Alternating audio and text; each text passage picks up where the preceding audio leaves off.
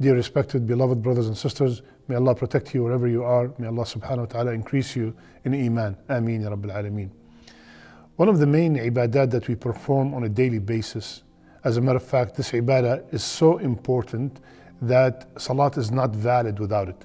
And that ibadah is the ibadah, the act of worship of wudu. Tonight, insha'Allah ta'ala, we will learn the du'as that are valid to be said after wudu. And of course, as usual, their meaning. Many people know only one du'a, but insha'Allah ta'ala, we will share two more insha'Allah that you will learn today. Before we get to the du'a, I just want to mention a few things about wudu so we can all take them into consideration. Number one, please, when you are performing the wudu, do not open the water all the way gushing. It's from the sunnah to have just a little bit of water while you are performing the wudu. Another common mistake in the wudu is that when we are washing our face, we leave this area here, but this area is included in the face. So we wash like this and we miss this area. Make sure, please, that you are washing the whole face when you are performing the wudu. Another mistake is when we are washing our arms, the washing starts from the top of the finger and all the way to the elbow. Many people, when they are rolling their sleeve, they miss the area of the elbow. You have to pass the elbow here, cover the elbow. This is all considered as arm. Similarly, when we wash our feet, make sure that the water get and cover the whole foot, including the ankle. Before wudu, there's only one dua that we all know, which is Bismillah. That's it, Bismillah. During wudu, there's nothing authentic from Rasulullah sallallahu alayhi wasallam. You hear people when they wash their right hand, they say, Ya Allah, give me my book in my right hand. And when they wash their face, Ya Allah, make my face white when the faces are dark. All these du'as there's nothing from the sunnah authentic to say them while we are performing wudu. There's dua before wudu, which is Bismillah, and the dua is after wudu, which we will learn today, insha'Allah ta'ala. The first dua is narrated by none but Umar ibn al-Khattab radiyallahu anhu wa ardah. He heard Rasulullah sallallahu alayhi wasallam saying that whomsoever complete, perfect, asbagh al-wudu. And this is something very important. That's why I gave that little bit brief introduction. Take your time performing the wudu. The wudu is a ibadah. It's an act of worship. Take your time performing it, please. So many hadith about the reward of perfecting the wudu. The sins will drop from every part of the body. Every time if you make wudu and you go to the masjid, every step will erase an evil deed and will add a good deed and elevate you in status with Allah. Many rewards about perfecting the wudu. Similarly here, the hadith started by Man asbagh al-wudu, or he completed the wudu, and then he said, or she said, لا إله إلا أشهد أن لا إله إلا الله وحده لا شريك له وأشهد أن محمدا عبده ورسوله. سبحان الله. أشهد أن لا إله إلا الله وحده لا شريك له وأشهد أن محمدا عبده ورسوله. This is the shahada. We all know it by heart. And then I add to it, this addition is in the book of Tirmidhi, اللهم اجعلني من التوابين واجعلني من المتطهرين. Now the shahada we all know, and we are confirming the shahada of tawheed, the kalima of tawheed, the word of tawheed right after every single wudu. Ya Allah, I bear witness that there's none worthy of worship except you. There's la sharika lah. Ashhadu an la ilaha illallah wahdahu la sharika lah. He has no partners. Wa ashhadu anna Muhammadan abduhu wa rasuluh. And I bear witness that Muhammad, peace be upon him, is his slave and final messenger. And then I make the dua, Allahumma ja'alni min at-tawwabin wa ja'alni min al-mutatahhirin. Ya Allah, make me from the people, from the tawwabin. The tawwabin are the ones who constantly repent. The ones who constantly repent. Remember in Surah Al-Baqarah, Allah, Inna Allah yuhibbu at-tawwabin. Yuhibbu at-tawwabin. Allah loves the people who constantly repent. وَالْمُتَطَهِّرِينَ, and the people who purify themselves. Ya Allah, make me from the people who are constantly repenting, which is the cleansing of the inner, and constantly purifying themselves, which is the cleansing of the outer. Subhanallah. So the exterior and interior cleansing is in this dua. The tawbah cleans us from all the sins, and the tahara cleans us from all the dirt outside. Subhanallah. Ashhadu an la ilaha illallah wahdahu la sharika lah wa ashhadu anna Muhammadan abduhu wa rasuluh. Allahumma ja'alni min at-tawwabin wa ja'alni min al-mutatahhirin. Please, brothers and sisters, please, if you do not know this dua by heart already, memorize it.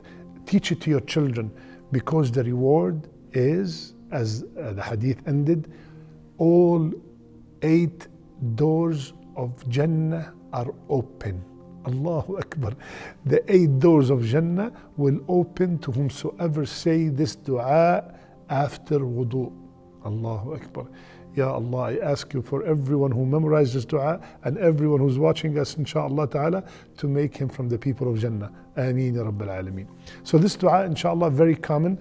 A lot of people know it and know the reward of it, that it will lead us to Jannah, inshaAllah ta'ala.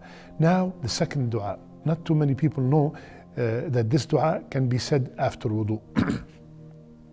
And this dua is, كفارة المجلس, that when we are sitting in a gathering, and at the end of the gathering, Rasulullah ﷺ told us to say this dua: Subhanak Allahumma wa bihamdik, ashhadu an la ilaha illa ant, astaghfiruka wa atubu ilayk.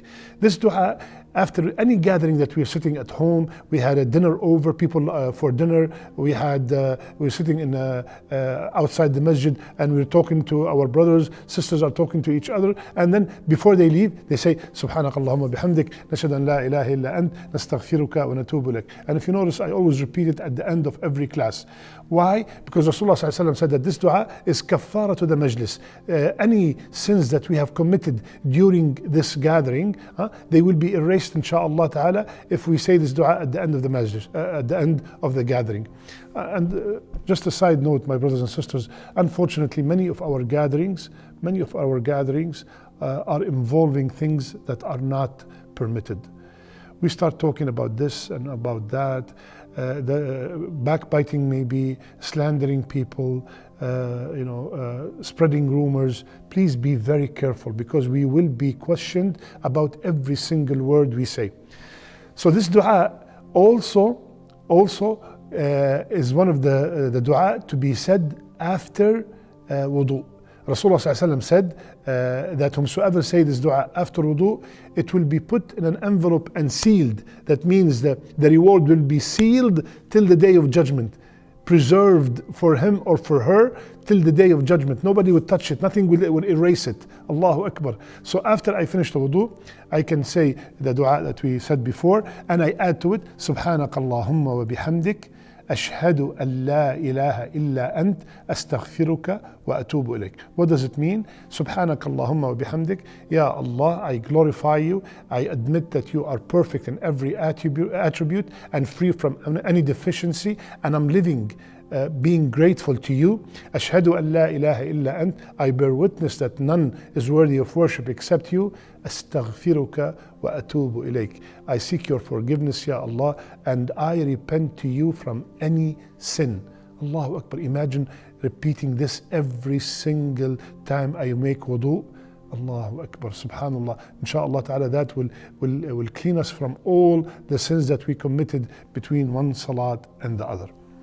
Now the third dua, subhanallah, rarely anybody knows that this dua can be said after wudu. This dua, subhanallah, some scholars have said that this hadith is da'if. of Rasulullah sallallahu alaihi wasallam saying it after wudu, but Imam al-Nawawi rahimahullah and Imam Ibn al-Qayyim, both of them said that it is sahih, that it is sahih.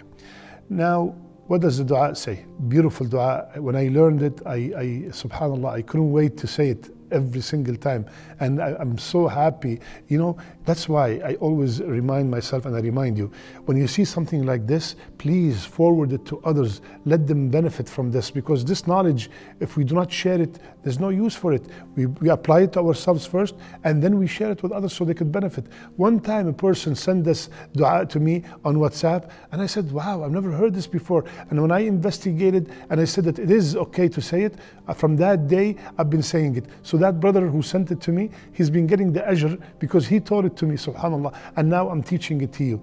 Allahumma ighfir li dhanbi wa wassi' li fi dari wa barik li fi rizqi. Ya Allah, Ya Allah, forgive my sins.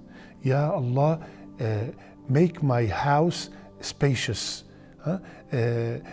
Some ulama said here maybe dari, my house here could mean the grave. Ya Allah, make my grave spacious, because this is the dar, this is the house in the dunya that we're going to live longer than the house that we live in right now. Or make my house not so tight, and make it in a way that is comfortable for me. Make me look forward to come home, because Rasulullah sallallahu alaihi wasallam, he said that there are 4 things from the sa'ada, 4 things that make happiness, and one of them, to have a spacious house.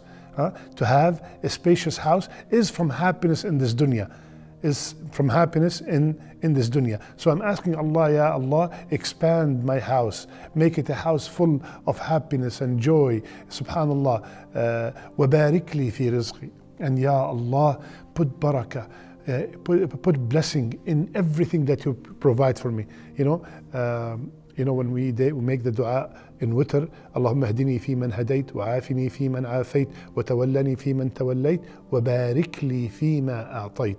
Without the barakah, and barakah is the easiest word to translate it, is ziyada, is increase, is blessing. To put blessing in whatever Allah subhanahu wa ta'ala have given us. Allah, when I saying وَبَارِكْ لِي فِي رِزْقِي, Ya Allah, put blessing in all my livelihood, in everything that you blessed me with. Ya Allah, put blessing in my health. Ya Allah, put blessing in my wealth. You know, because sometimes people make tons of money. Somebody makes maybe $10,000, $15,000 a week, and there's no blessing in it. There's no barakah. And he keeps saying, where is the money going? Where we just got it yesterday, it's all gone. And somebody who had only makes maybe $500,000, and you see he's so happy, Allah put barakah in it. Somebody maybe has 7, 8 children, and none of them is obedient. They are all maybe neglectful, maybe they are not listening to them, to their parents, maybe they're not successful in life, or successful in their deen, nothing at all. And subhanallah, maybe Allah took the barakah out of those children. So we ask Allah to put barakah in the health, in the wealth. Barik li fi rizqi. Ya Allah, barik li fi dini. The rizq, the deen is a rizq also from Allah. When you are guided, that's a rizq from Allah Azza wa Jal. So I'm asking Allah subhanahu wa ta'ala to put barakah also in everything that He blessed me with. Subhanallah. So Allahumma ighfir li dhanbi wa wassi' li fi dari wa barik li fi rizqi. Allahumma ighfir li dhanbi wa wassi' li fi dari wa barik li fi rizqi. Subhanallah. So can I say them all after wudu? Absolutely. There's nothing wrong with that. أشهد أن لا إله إلا الله وحده لا شريك له وأشهد أن محمدا عبده ورسوله اللهم اجعلني من التوابين واجعلني من المتطهرين سبحانك اللهم وبحمدك أشهد أن لا إله إلا أنت أستغفرك وأتوب إليك اللهم اغفر لي ذنبي ووسع لي في داري وبارك لي في رزقي. Subhanallah.